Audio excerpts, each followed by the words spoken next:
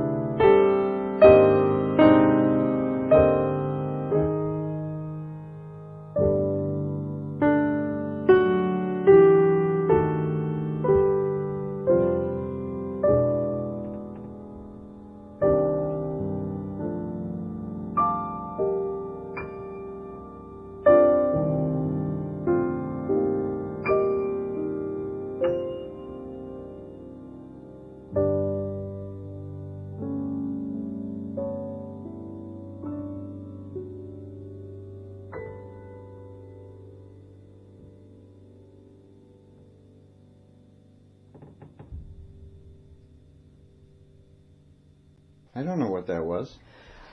Well, but it was good. I liked it. Did you like it?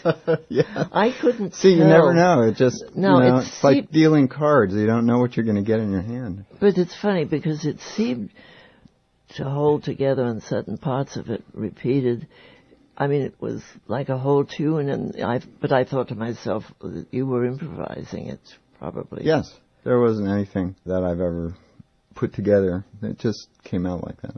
But nice chords, lovely chords. Well, see, that started with the thought of what should I play, and instead of thinking of music, I thought of voicings. But I didn't think of specific voicings. I thought, let me make this a voicing piece. Well, you succeeded in that.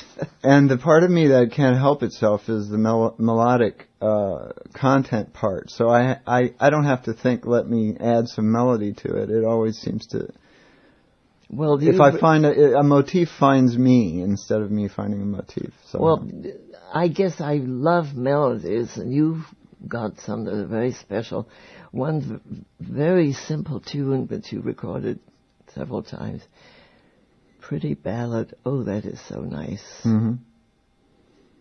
Yeah, with the trio with Charlie and Paul, Motian. I've got that, that record, but that's a tune I have to learn because it's so do I.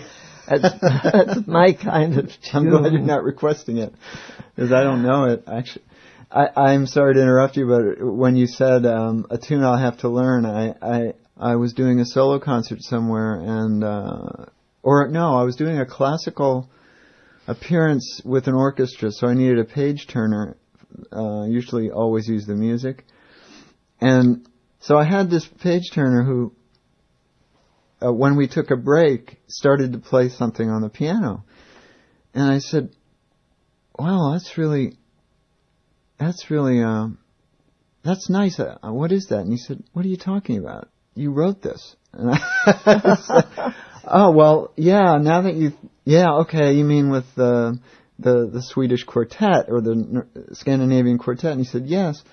I said, so how does this go? Because I started to play it and I didn't have the voicings the way I had actually written them. And he said, no. It's not like this. And he got the piano. And I said, oh, thanks a lot. I really appreciate it. That's what all that improvising will do for you. Yes, it's the art of forgetting. It's amazing how different Carnegie Hall concert was from Radiance. I felt that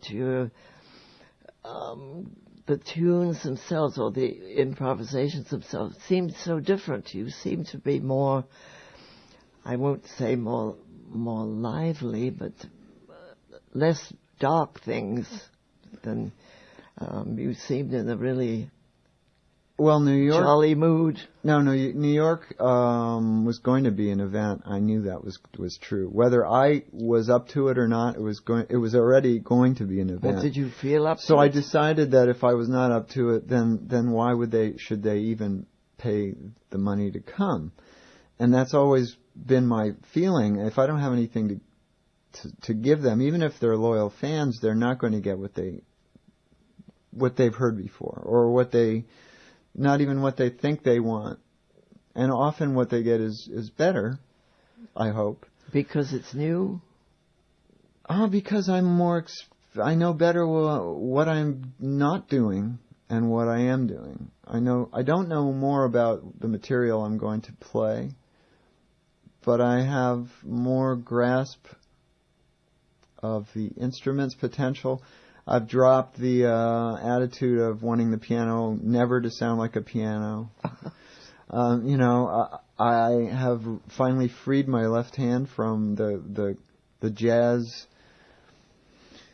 If a jazz pianist decides to play alone, he's been playing more likely than not in a rhythm section for so long that his left hand has become an appendage of some kind. Yeah. It just does chords or it does vamps or something like that. That's true. And the biggest change in my playing came when I realized that in this room we're sitting in. And it was during that same time when I was stopping, because I would end up playing a chord and saying, I don't even like this sound anymore. And then I'd stop. But I love those stops, and you know who loved those?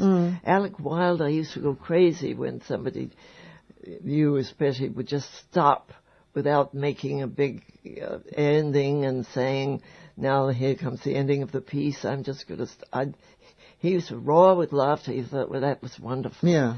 In fact, you recorded a piece of his that I hope Blackberry Winter. Don't you love that piece? Yes, it's a great... Well, a lot of his pieces were great. Would you deign to play that for me? I don't know it well enough, and right now, I don't only forget my own material. If I played it, would you be annoyed? No. I don't know if Why would I be annoyed? I don't know. Here goes.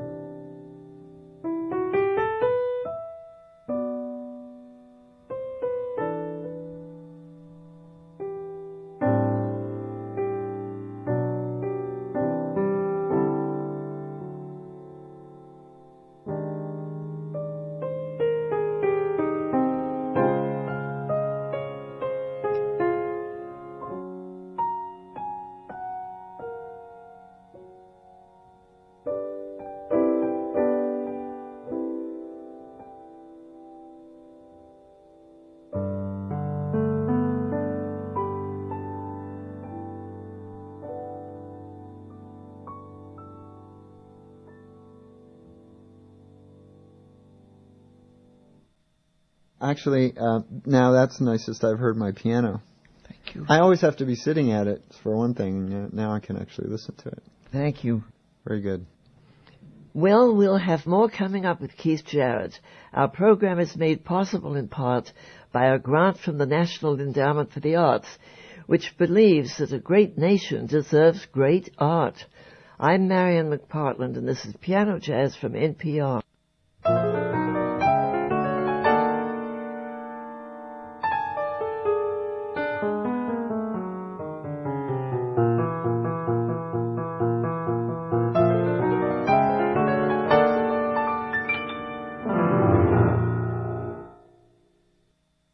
I read something with those standard albums, the bass player, Gary Peacock, he was kind of dumbfounded that you were going to do standards. Yes, that's true. But he surely knew all those tunes. Well, according to Gary, he just thought either I'm insane or I've got a wonderful idea. Well, because Gary had a wonderful idea. Well, back in that era, which would have been the early 80s, everybody was expected to do their own thing. And their own, right, of course. So, you get a record contract if you have material that is yours. And it was so passé to do standards that for me, I realized there was this wide open space that no one was occupying, that I thought anybody with as much experience as Gary and Jack DeJohnette could probably just use. And then we wouldn't have to say, this is our music, we're doing our thing, and there wouldn't be that possessiveness that comes from rehearsing. And what I wanted was us to just show up and play and have the playing, which anyway is what jazz is supposed to be about, like the actual involvement and the expression of each individual player. And when we did our first recording, you might remember God Bless the Child is on there. I remember a review saying that they liked the arrangements.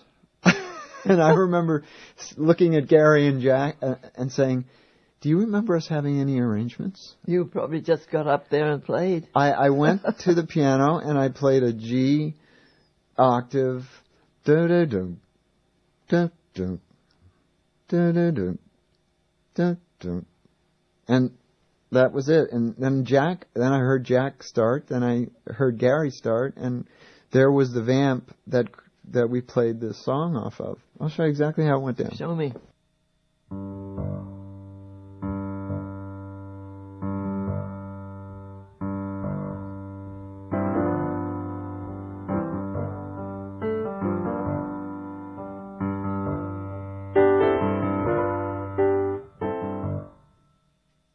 Now, I'm just making the point, though, that we've never had arrangements. And not only do you not have arrangements, I never heard a trio do three-way improvisation. That was fantastic that you did that. Forget which record that was. Oh, Always Let Me Go. Always Let Me Go. Do you know how that title do you like the title? Because it's perfect for free playing. I mean, I love it. I thought it was great. Well, do you want to hear the story behind that? Of course. I was backstage in Paris with the trio just before we played, and we always eat before. So we're eating backstage, and Manfred Archer was there, sitting across from me. He just came in with a friend of his. And he sat down, and I said, Manfred, and he has a very, very sharp sense of humor, and he and I had always used to have great times breaking each other up. So I'm backstage in Paris, and I'm saying to him, I don't have a title, but I have 80 or 90 things that I don't like. And he said, you remember this piece called Never Let Me Go? What about, and we love this version on the second volume of Standards. What about Always Let Me Go? And I was just having a drink of coffee, and I spit it out on the table. It broke me up. I mean, it was the absolute perfect thing. Well, listen, can I play a little free music with you? Oh, sure. You want to play it with me? Yes, of course. So who starts? That's all I care about. I mean, who starts? That's an unknown quantity. Okay. All right. We'll ask who to start then. Okay.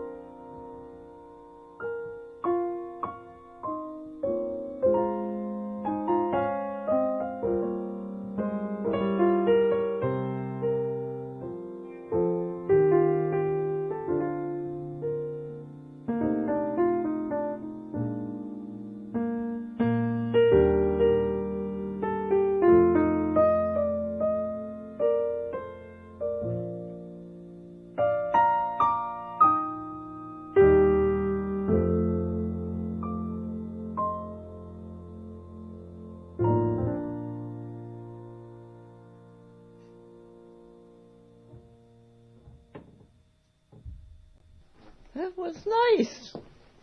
Good. It's great to have someone playing above what I'm playing. Usually the piano is, in a trio, the top frequency. So I don't have a singer, a soprano singing up there. It was kind of nice to play chords and hear a little thing above it that I wasn't in charge of. Well, it was funny like having a little you were sort of in charge of making butterfly flying around, making it happen, because you were playing those nice chords, and I thought, well, I'll try and go somewhere with those chords, and it was very pretty. I liked that. Yeah, me too. Well, we'll have more music in a minute with Keith Jarrett. For more information about piano jazz and a list of the songs played on today's program, visit our website, pianojazz.org. I'm Marian McPartland, and this is Piano Jazz from NPR.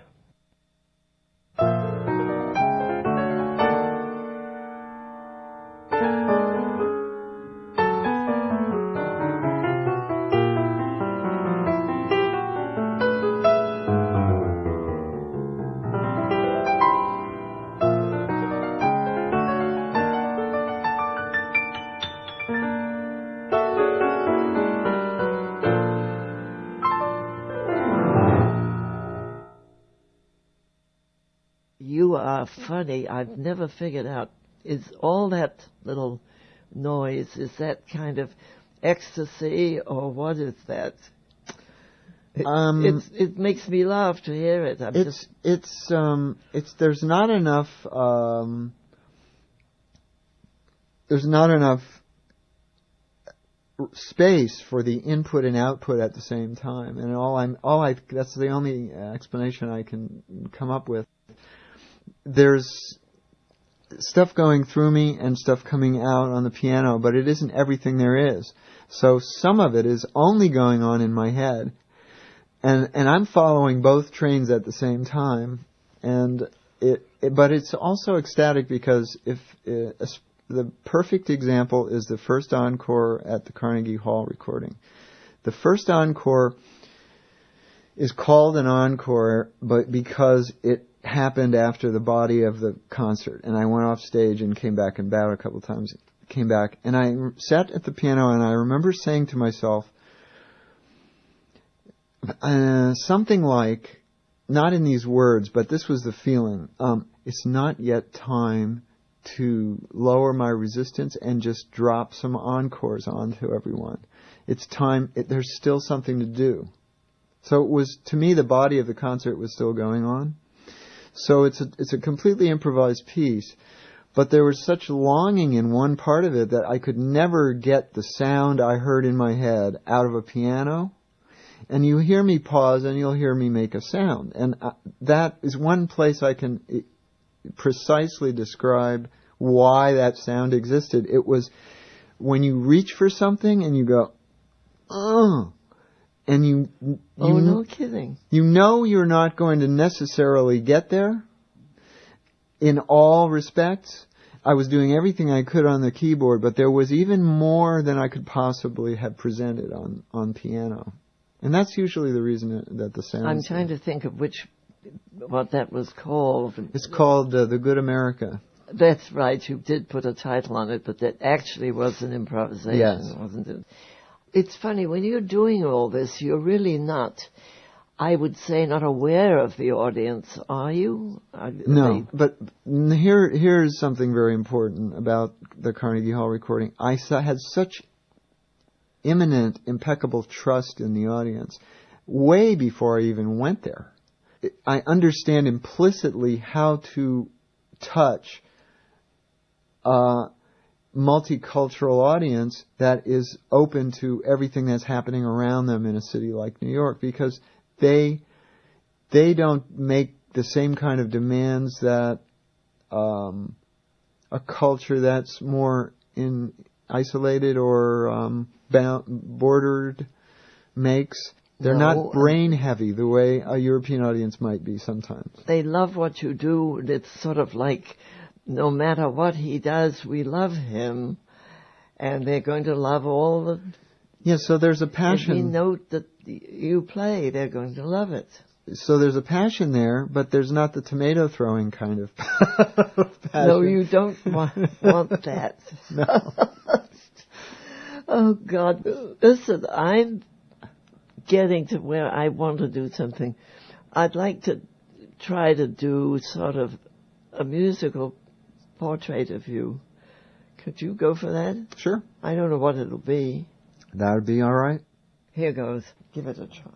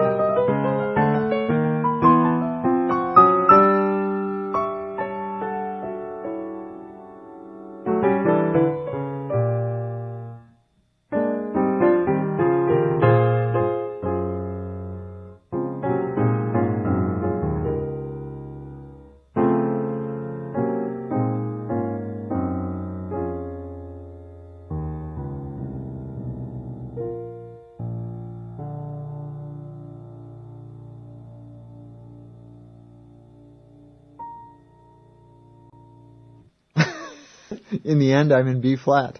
I didn't realize that about myself. You must be a B flat type then. Well, at least I'm not an A type. That's good. No, I wouldn't have put that in there, that's for sure.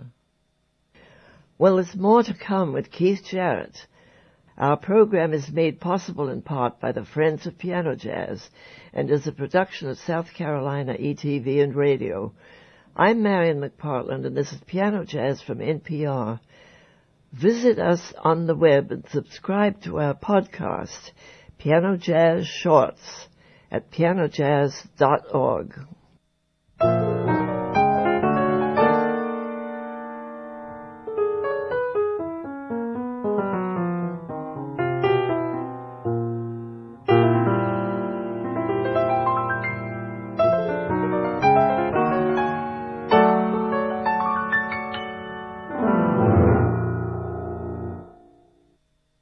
Well, why don't I play something else, too? I wish you would. It's a song called Country that I wrote for the Scandinavian Quartet.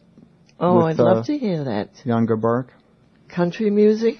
Well, it's called country. There's some country there. Can't wait to hear it. Okay.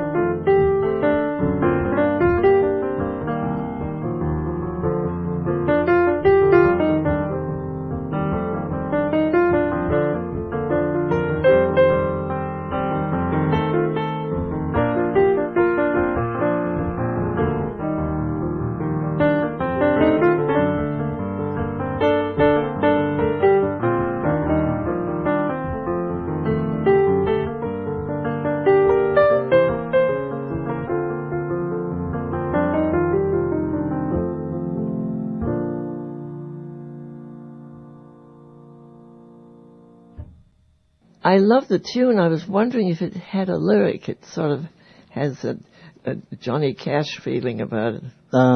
It is something that I've thought about, having a lyric for it, and I used to write lyrics to some of my things, but it doesn't have a lyric, but it's very hard to play alone. So I thought I'd challenge myself to this, because I'm supposed to be all the instruments at the same time. It's a little hard to be the guitar and the bass and Well, if you were challenging yourself, I think you did very well. I mean, I loved it, and you were playing a lot of runs, and I'm very envious because I don't have those kind of chops anymore, if I ever did. Well, thanks. So well, you have what you have. We all have what we have. Exactly. I have what I have, and I'm going to hang on to it if I can. Well, good. Today's been a kind of a revelation, because I had no idea you lived in this fantastic forest area, just making the trip here without all this playing and wonderful tunes, all that, just coming and being in the studio and being in the house. It's fabulous. Thank you. Thanks. I've had a ball. And I'm still having it. What are we going to play for the last tune? We've got to do one more tune. Well, I'm sure there are things you'd like to play. I don't know. What you can choose. Indian Summer? Yeah, it's very pretty. I'll just let you start though, so I know what key you're going to play in. Well, you don't care about what key? No, I don't think so. I know it goes up a third. I never know what the key's going to be, but here goes.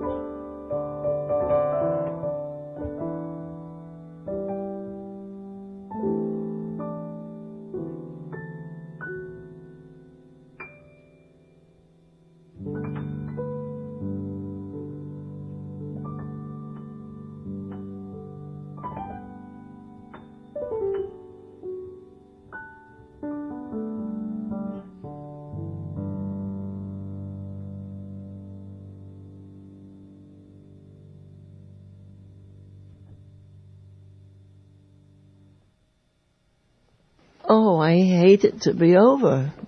I've had a wonderful time with you. That was a lot of fun. You've been listening to Piano Jazz with host Marian McPartland. Marian's guest today has been pianist and composer Keith Jarrett.